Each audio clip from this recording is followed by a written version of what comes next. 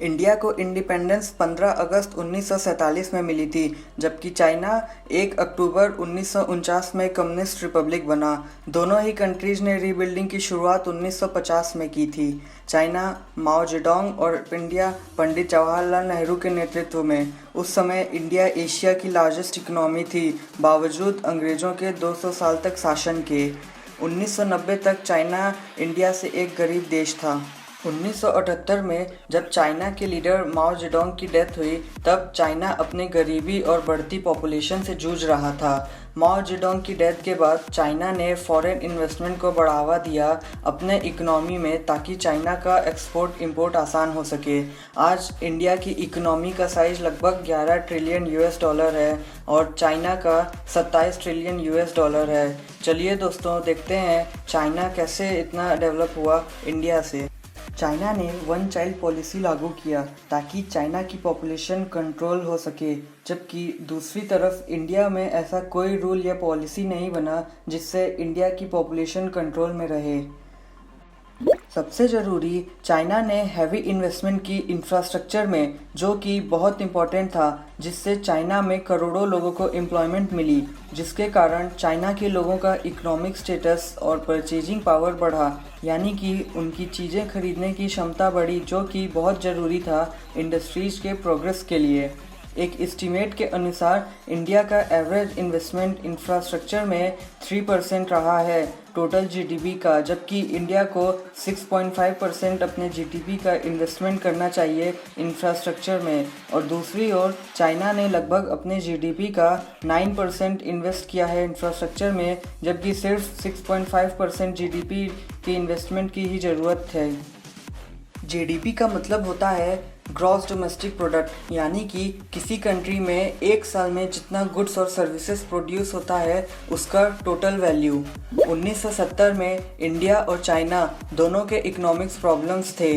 China ने जोर दिया लेबर इंटेंसिव इंडस्ट्रीज पे, जिसमें सस्ते लेबर इजीली अवेलेबल थे, जैसे कि टेक्सटाइल, लाइट इंजीनियरिंग और इलेक्ट्रॉनिक्स, और चाइना ने मैन्युफैक्चरिंग और एक्सपोर्ट पे काफ़ी ध्यान दिया।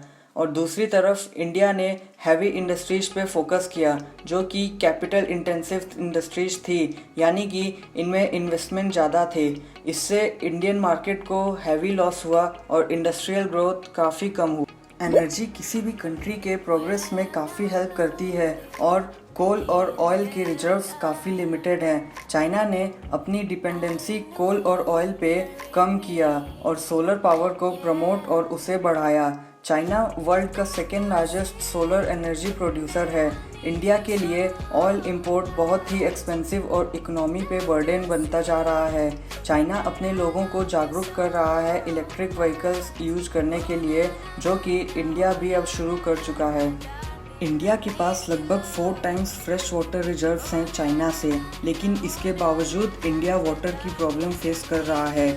चाइना की वाटर मैनेजमेंट स्टेप्स बड़े बड़े इंडस्ट्रीज़ को अपनी ओर आकर्षित करती हैं, क्योंकि उन इंडस्ट्रीज़ का वाटर यूजेज काफ़ी ज़्यादा है। वर्कफोर्स में इंडियन इकोनॉमी को बहुत बड़ा एडवांटेज मिलता है कंपेयर टू चाइना, क्योंकि चाइनीज़ फेस करते हैं लैंग्वेज बैरियर, जबकि इंडियंस फ्लुएंट इंग्लिश बोलते हैं। और इंडियन वर्कफोर्स ज़्यादा है इंफॉर्मेशन टेक्नोलॉजी में, जबकि चाइनीज़ वर्कफोर्स ज़्यादातर फैक्ट्री, आर्किटेक्चर, इंडस्ट्रीज, शॉप्स और मैन्युफैक्चरिंग में काम करती है। और फ्यूचर में इंडिया को इससे काफ़ी फ़ायदा होगा आगे बढ़ने में। इंडिया अपनी जीडीपी का 5% एजुकेशन और हेल्थ पे खर्च करता है और चाइना अपनी जीडीपी का 7% एजुकेशन और हेल्थ पे खर्च करता है, जिसके कारण चाइना की लिटरेसी रेट 97% है और इंडिया की 74%। इंडिया की 50% पॉपुलेशन एग्रीकल्चर पे डिपेंड है, 20% इंडस्ट्री पे और 30% सर्विसेज पे डिपेंड है, जबकि चाइना की 34% पॉपुलेशन एग्रीकल्चर पे डिपेंड है, 30% इंडस्ट्रीज पे और 36% सर्विसेज पे डिपेंड है। इंडिया की 50% पॉपुलेशन इंडस्ट्रीज और सर्विसेज में, जबकि चाइना की लगभग 70% पॉपुलेशन इंडस्ट्रीज और सर्विसेज में है, जिससे चाइना को इकोनॉमी में काफ़ी हेल्प मिलता है। इंडिया में अनएम्प्लॉयमेंट रेट 24% है, जबकि चाइना में 4%। और एक रिपोर्ट के अनुसार लगभग 3 करोड़ लोगों ने अपनी जॉब खोई अप्रैल 2020 में लॉकडाउन की वजह से। इंडिया की जीडीपी ग्रोथ रेट 1.2% है, जबकि चाइना की 2.3%, जो कि लगभग डबल है इंडिया की जीडीपी ग्रोथ रेट से।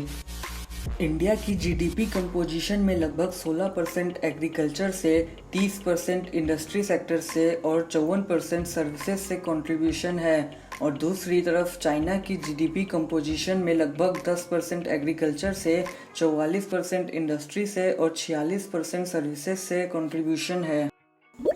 इंडिया डिफेंस पे लगभग $70 बिलियन खर्च करता है और चाइना डिफेंस पे लगभग $180 बिलियन खर्च करता है। चलिए अब बात करते हैं इंडिया चाइना के ट्रेड वॉल्यूम पर। ट्रेड वॉल्यूम यानी कि दोनों कंट्री के बीच में कितना एक्सपोर्ट और इंपोर्ट हुआ। इंडिया का ट्रेड चाइना के साथ लगभग $88 बिलियन था 2018-19 में, जिसमें इंडिया ने चाइना से लगभग $70 बिलियन का इंपोर्ट किया था, जबकि चाइना ने सिर्फ $18 बिलियन का इंपोर्ट इंडिया से किया था। चाइनीज़ प्रोडक्ट्स जो इंडिया इंपोर्ट करता है चाइना से।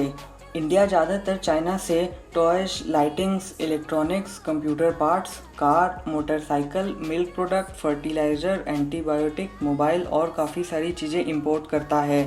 इंडियन प्रोडक्ट्स जो चाइना एक्सपोर्ट हुए: agriculture products, cotton textile, handicraft product, raw material. India China को 36% डायमंड एक्सपोर्ट करता है। दोस्तों, हमें इससे ये पता चलता है कि चाइना इंडिया से ज़्यादातर रॉ मटेरियल्स ही लेता है।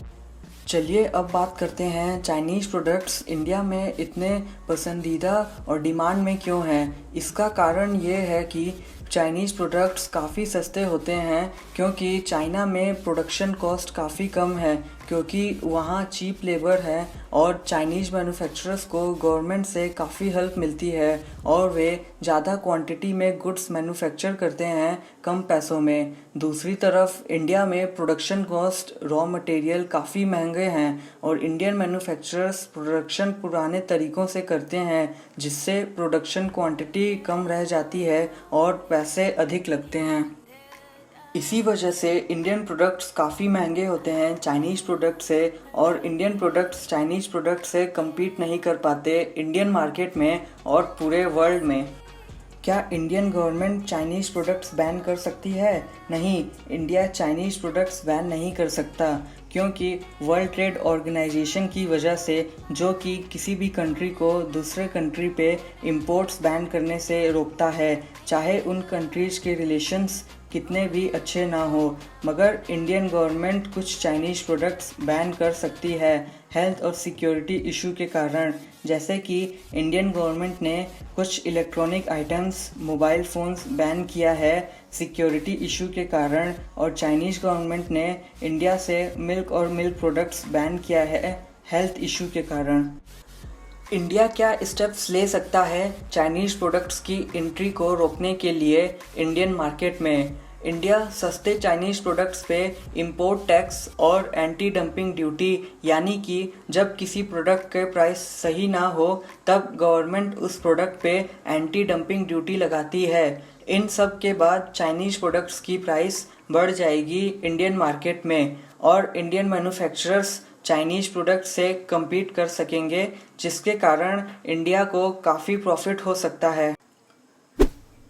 इंडियन मार्केट बहुत ही प्राइस सेंसिटिव है, यानी कि लोगों को सस्ती चीज़ें ज़्यादा पसंद आती है, ना कि प्रोडक्ट्स के क्वालिटी। और अगर चाइनीज़ प्रोडक्ट्स इंडिया में बैन हुए तो इससे इन्फ्लेशन रेट, यानी कि प्रोडक्ट्स का प्राइस बढ़ जाएगा, क्योंकि इंडियन प्रोडक्ट्स चाइनीज़ प्रोडक्ट से काफ़ी महंगे होते हैं और कम इनकम वाले लोग इससे बहुत सफ़र करेंगे, क्योंकि वो महंगे इंडियन प्रोडक्ट्स अफोर्ड नहीं कर पाएंगे। और चाइना अपने एक्सपोर्ट का सिर्फ 2% इंडिया भेजता है और इंडिया अपने एक्सपोर्ट का 8% चाइना भेजता है। ऐसे में अगर इंडिया चाइनीज़ प्रोडक्ट्स बैन करता है तो लॉस हमें ज़्यादा होगा।